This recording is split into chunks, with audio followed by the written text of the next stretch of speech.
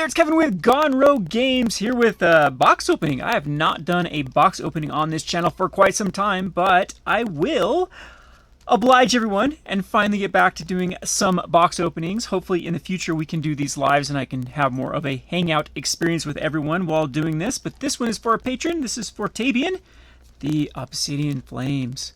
Obsidian Flames booster box. This came out, what, about a week ago for Pokemon, and he also wanted me to rant about Pokemon, so I think I can do both here by kind of talking about the market of Pokemon while opening up some Pokemon packs. So this one, supposedly the pull rates are very, very, very high on Obsidian Flames, so it's kind of back to Scarlet and Violet. That was one of the big complaints about Scarlet and Violet. It was just too easy to get all the chase cards, and with this one, the Charizard is in 4 different places, and they all seem to be the Chase Charizard out of this set. And they all seem to be decent pull rates, if not exceptionally good pull rates comparatively to other sets. So I don't know too much about the whole pull rate theory for Pokemon. I'm not huge into Pokemon collecting. Pokemon is kind of like an afterthought for me. I do play the game, and I do have some goals in the future once I get my chaotic life together. I do want to start like a side Pokemon channel, not really just Pokemon alone, but maybe even like Lorcana or Flesh and Blood. So I don't want to touch the Magic content with the Pokemon content or other games. And I think that it might get a little bit flooded on this Gone Rogue Games channel, because typically what we do on this channel is just talk about the shop. And so I want to find a home where I can do other card games and board games and not have it be on the Rogue Deck Builder channel or the Gone Rogue Game channel, but maybe I'll just have to put it all on this channel. Maybe I'll just have to bite the bullet and be this kind of be my talk about anything and everything channel. So anyway, enough of that. That's for a future discussion of how things will transpire. Anyway, get on to Obsidian Flames booster box. This is a weird market with Pokemon. Super weird market. I think this is just kind of where we are at. There are kind of too many cooks in the collectibles market where everyone has decided all at once they're going to be a reseller, which has really brought down the price of the cards and the sets. I couldn't believe how fast this set crashed. Right? I mean, I don't think I've seen a Pokemon set crash this quickly as far as the box price is concerned and kind of the demand for the cards. But we are in the summer lull, and there hasn't been a lot of chatter going on with Pokemon. It's in a weird state where the players are playing the game in record numbers. So as far as like Pokemon tournaments and Pokemon attendance, record numbers still. Like the game is super healthy. But as far as collectors, like we had the Paul brothers that really got into it, and a bunch of celebrities all at once that really just hyped up the Sword and Shield era. That's gone, and that's kind of a bad sign for Pokemon, because that's kind of the bread and butter of Pokemon is the casuals just sit there and open pack after pack. In fact, I was noticing this on kind of my YouTube feed. I used to get a lot of those kind of clickbaity, like, oh my, look at this card, the flashy sound effects that come up when they just do these massive box openers. Look at this super rare Pokemon pack that I happen to find at a garage sale bullcrap. Those type of people I'm not seeing as much. What I'm seeing now is people actually doing gameplay, and I noticed a few of the gameplay channels, some of these semi-pros and pros that just did Pokemon streaming or Pokemon videos, they were quite low a few years ago with subs, comparatively speaking to Magic the Gathering. Like the view counts and sub counts are pretty pathetic compared to people doing the mass box openings for the Pokemon cards. And now I've seen a bunch of them just their subscriptions just skyrocket. So it's weird. We're seeing this trend of Pokemon going towards players rather than the collectors, and we're kind of seeing the exact opposite kind of happen with Magic the Gathering. So anyway, enough of that. We've talked about too much here with the Pokemon market. Let's see with Obsidian Flames. We know that Charizard is a chase card in here, and it should hold value because Charizard is actually a tier deck as well. And again, if you guys are interested in kind of me getting into Pokemon, it might be something I can do in the future. You don't want to spread myself too thin, because I always do spread myself too thin. So what's the trick on the New Age packs? I haven't done a box opening forever where the rare is going to be for this. I think it's just going to be a back of the back, so it's a lot easier just to do these box openings. So first off, we pick a Palafin is the card. The Palafin, I'm not going to show the code cards, so I think the patron wants the code cards. So we got the Palafin as the rare, and no other hits there. And put these off to the side. And so our first pack is off to a bad start. It's kind of funny. I was reading through our Facebook reviews. Not our Facebook reviews, our Google Maps reviews for our store. And there was a customer accusing us of cheating them because they didn't pull a ultra rare or something, or a good ultra out of their booster box they bought from us, and accuse us of resealing the box. Ay, ay, ay. Collectors. I do not have the time or energy or the experience or anything to even attempt to reseal. So we get the Thundurus as our next pull from the good old Obsidian Flames. So far 0 for 2 or 0 for whatever here in the mix. I'm trying to get these organized to the side. Let's go on to the next pack. And I believe that you just did one of the rares out of these, not all the other stuff, to make it easier for shipping.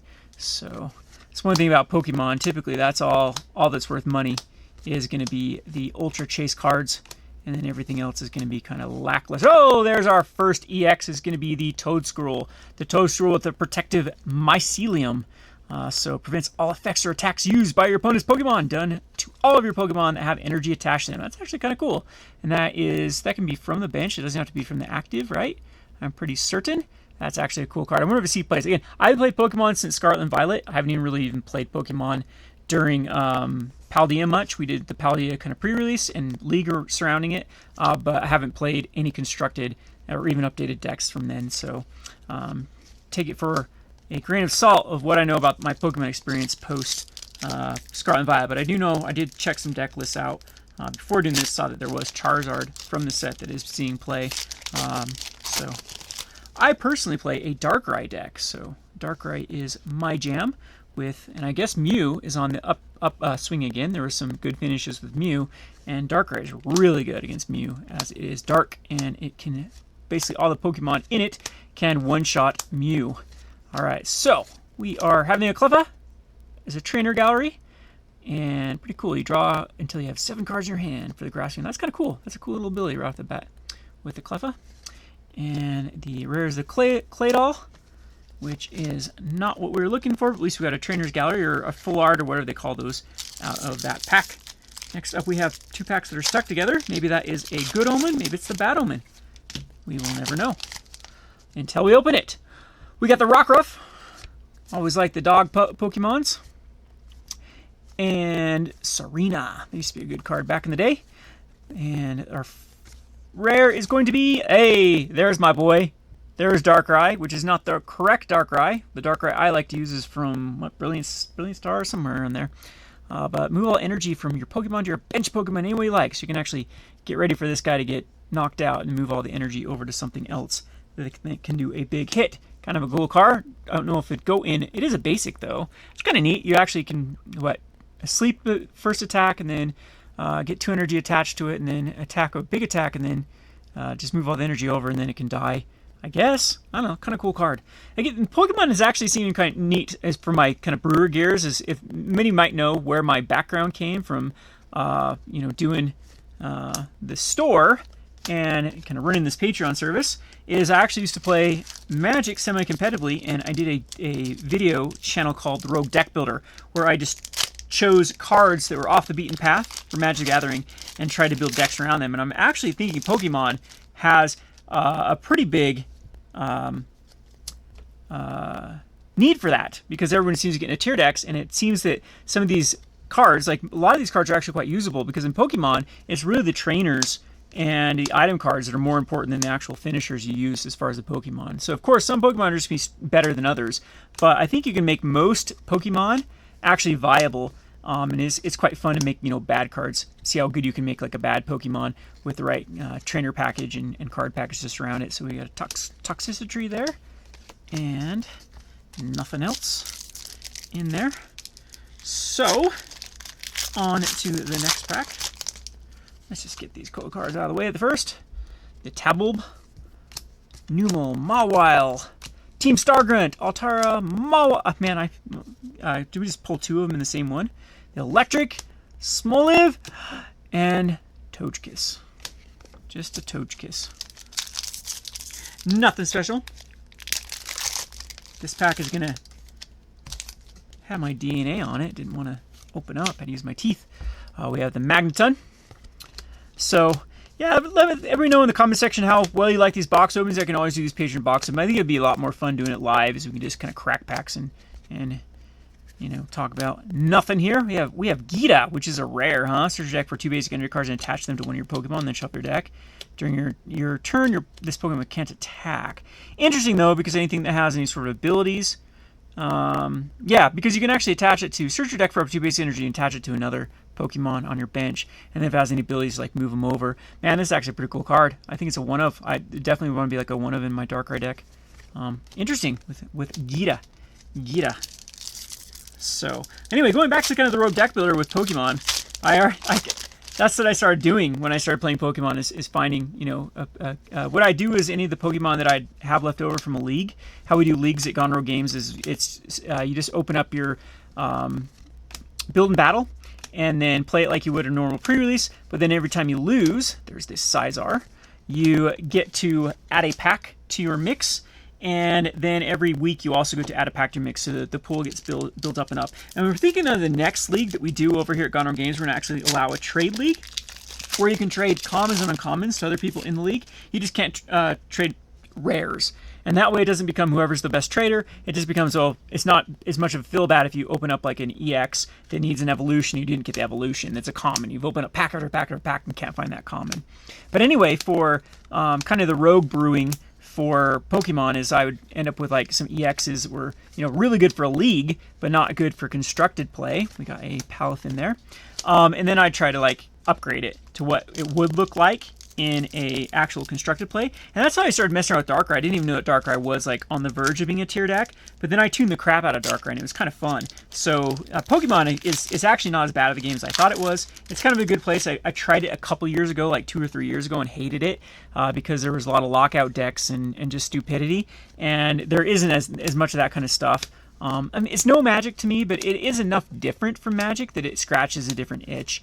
And so I was actually impressed with the second time around of playing Pokemon. The main reason I started playing Pokemon, there's the Pidgeot EX, good old Pidgeot, is started playing Pokemon here locally, is that the kids were all playing it wrong. I just would eavesdrop in people playing in our back. We try to start a little Pokemon league for some of the younger kids. Typically, we try to get everyone into Magic because we're such a small area that I don't like having cross-competing games because you have to have enough for pods and stuff like that. But for kids, of course, Magic's a little too complex. They're not really into Magic.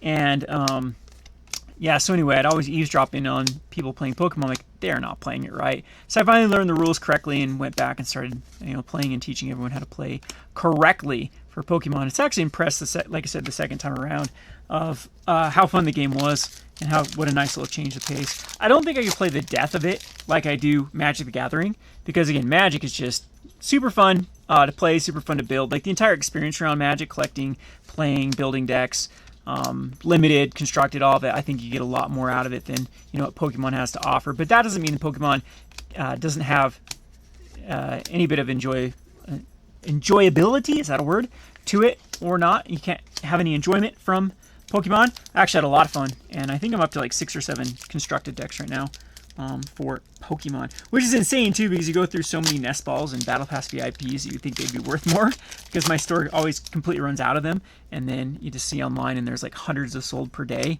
and they still never go up in value. So I guess that's just the amount of like battle decks that they release that people still crack and they end up back up on the market. So I'm sure there's some arbitrage being made on Pokemon market on like EX battle boxes and stuff like that. I'm just don't know anything about it. We have the Houndoom EX, which is a darkness dog. Oh, my 2 favorite types. Pretty cool. Does 3 damage to itself and a 220 attack for the stage 1. So there's the Houndoom there. So we've got some pretty decent pulls here. No super duper rares yet in this box. We just have some EXs and GXs, which are what they consider double rares. And so what's kind of different? Yeah, we have double rare here. Yeah, there's double rare. So Pidgeot's not any sort of alternate, is it? It's like an alternate or something. I'm not quite sure on that one. Really need to figure this out. And then these are what called single rares with the trainers. I don't know how rare they are per pack or not. So we're off to some decent pulls here. Go on to the next pack, and we have Surskit.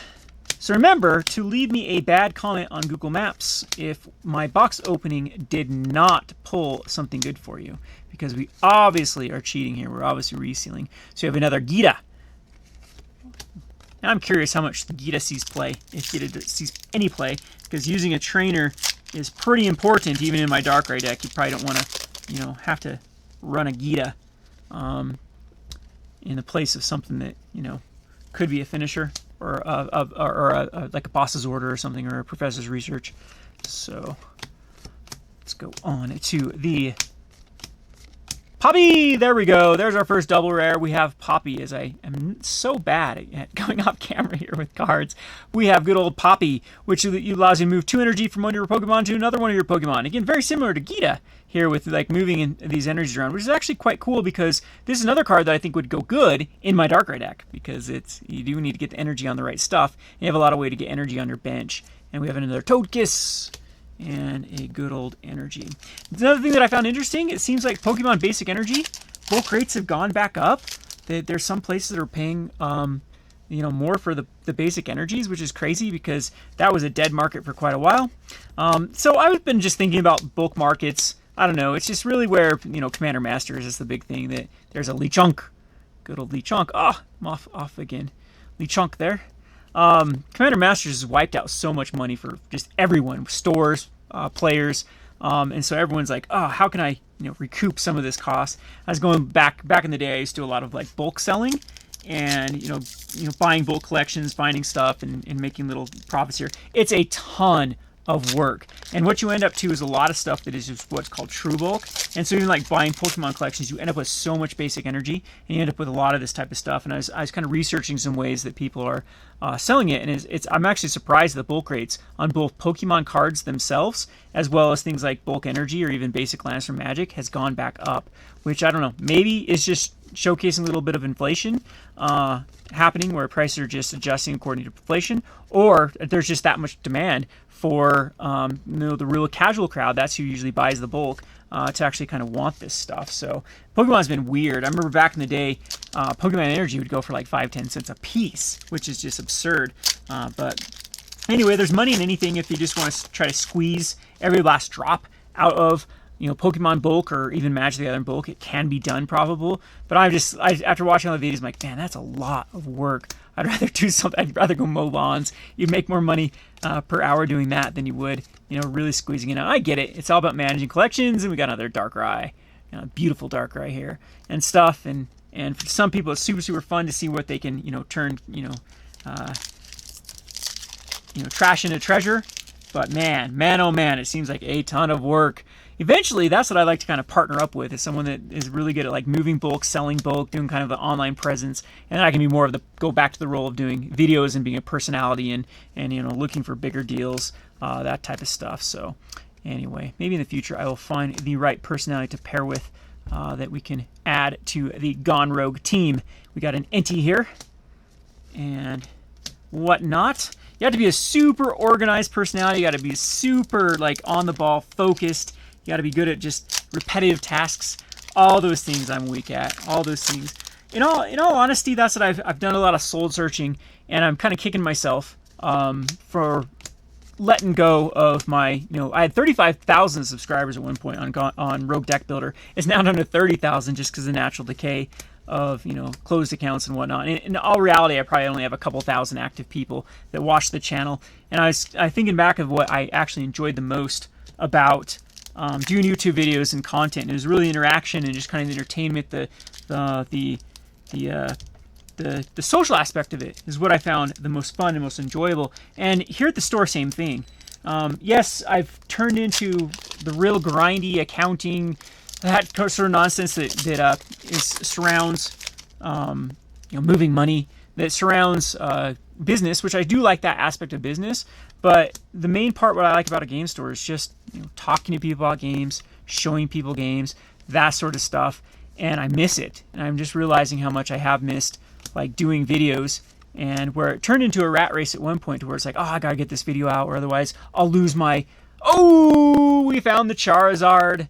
We found the Charizard in here. I don't know which one is the most expensive version. I don't think it's this one out of here, but we did get the Charizard. Well, anyway, back to story time. I think you get with like analytics and YouTube and constantly needing to pump things out. I think it came to a point that I just got super burned out. And then I started focusing on another outlet. That's the problem with the way my personality works, is it's like the grass is always greener. And so I'll do this as hobbies too. I'll get into this hobby and then I'll be like, oh man, I'm really into, rock tumbling. And I'll get really gung-ho into it and research everything. And then when I start to get like perfected at it, then I get super bored and go into something else. Unfortunately, I think that what happened with YouTube, and I found a better outlet. And then now I'm just really missing it. Just really like looking back nostalgic at all the interaction I used to have with people, all the people I used to meet, all the people I used to meet up at like events, and talking about different stuff online, reading comments, trying to figure out how I can make a video, do better, how can I improve it, that sort of stuff. I got away from doing it, and now I feel like I'm starting over again from ground zero, although I do have the experience behind my belt. So I don't know, maybe I'll get back to like going to events and whatnot. There's another EX with the clefable. Ooh, beautiful clefable. And so yeah, so give me some time, give me some space. I know I've been doing a lot of rant videos on this channel, which I've been doing a little bit better. I'm not sure how well this box opening will be received, as typically people like to see the same sorts of videos when they continue on to a channel. It's one of the reasons why I tried at one point to diversify channels of like, okay, this channel is me for this content and this one, whereas a little bit for everyone on different channels, but that can be a little bit hard to manage as well as inconsistencies and stuff really start to drag on the YouTube algorithm, and you start to lose kind of the SEO and where you fall in searches and stuff like that. But anyway, that is where I'm at. Like I said, it's just a kind of a weird, this entire time period with the market crash. The main reason it's been, I kind of put all my eggs in one basket with how we've run this store. So we've always reinvested everything we've got. I haven't really taken a lot of money out, just enough to live on and, occasionally do something fun with. But Zach and I have just been building up our little empire here of reinvestment, and both Pokemon and Magic have lost. We've calculated with our sealed product from the highs of 2021 and into 2022 that Magic product and Pokemon product has lost about 40%. And it's just like, it was so gut-wrenching to see that like we were so far ahead of where we were. And then there was a lot of sets right in a row that were losses. They actually didn't make us any money. So we ended up having to sell at a loss because it just wasn't, we had to recoup that capital. And it's just gut-wrenching of how we were doing. And of course, there's business decisions we could definitely be doing better. And like I said, trying to squeeze out, been a little bit complacent with the ways we used to make money on really being incredibly thorough with selling cards and whatnot. But at the same time, it's like we had this rhythm going of where we're watching the value of the store go up with like our card singles that we had in stock as well as our sealed product. And it was just a big just massive kick in the stomach of also getting the double dip of having inflation at the same time as having a recession in so everything's costing us more to get. Whereas everything we have currently is losing value, and it's just a rough time to be a store. So don't envy us right now. It's not the greatest lifestyle, especially when you're looking to as this sort of being your nest egg as prices continue to crash. But anyway, no one's here for negativity there. But anyway, that's the whole kind of soul searching I've been going through. Is like, wow, well, maybe I shouldn't have let the videos go. Maybe I shouldn't have let that, the aspect of this whole industry that used to, bring me so much joy with interacting with people, with creating videos and stuff. And, when you kind of turn it into a soulless business, then all you really have is the profits and the money and things to look forward to. And then when you get kicked in the stomach with all that sort of stuff, then it's just a double whammy with losing your passion as well as now, losing that financial incentive. Anyway, I just think, again, one of the problems besides just inflation and deflation simultaneous, there's our beautiful Gloom there. I love these full arts. That is a pretty card.